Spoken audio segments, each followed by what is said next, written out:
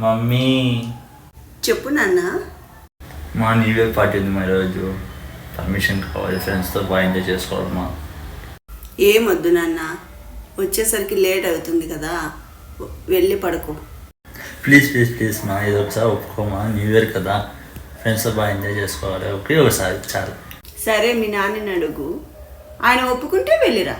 లేదు మా నాన్న ఒప్పుకోడు, నువ్వే ఒప్పించు. నేను అడిగినా అనుకో తిడతాడు. వద్దు. One eternity later. మీ నాన్నతో నేను ఒప్పించిన, నువ్వు 1 గంటకి ఇంటికి వచ్చేయాలి, సరేనా? అలాగే మా, థ్యాంక్ యూ. సరే మా, వెళ్ళా సార్, బాయ్.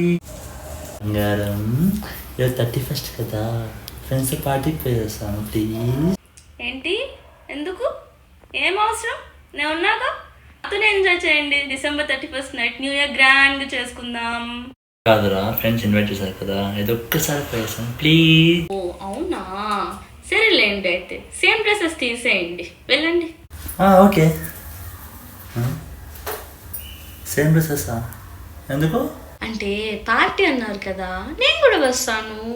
అయ్యో, పార్టీ క్యాన్సిల్ అయినట్లే.